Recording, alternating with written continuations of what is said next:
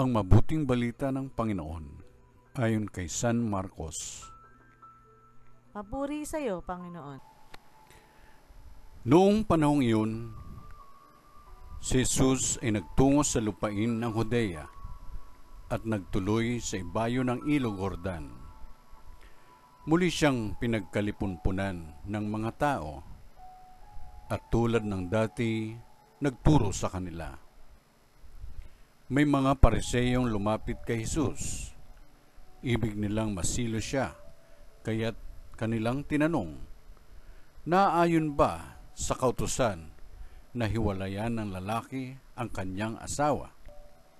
Tugon niya, anong utos sa inyo ni Moises?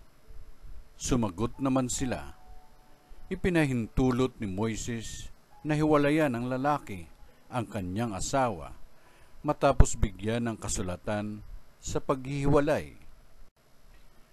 Ngunit sinabi ni Jesus, dahil sa katigasan ng inyong ulo, kaya niya inilagda ang utos na ito. Subalit sa pasimula pa ng likhain ng Diyos ang sanlibutan, nilalang niya silang lalaki at babae. Dahil dito'y iiwan ng lalaki ang kanyang ama at ina, at magsasama sila ng kanyang asawa, at sila'y magiging isa. Kaya't hindi na sila dalawa, kundi isa. Ang pinagsama ng Diyos ay huwag paghiwalayin ng tao.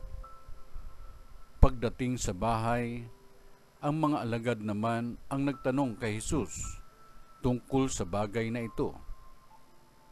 Sinabi niya sa kanila, ang sinumang lalaking humiwalay sa kanyang asawa at mag-asawa sa iba ay gumagawa ng masama sa kanyang asawa. Siya'y nangangalunya.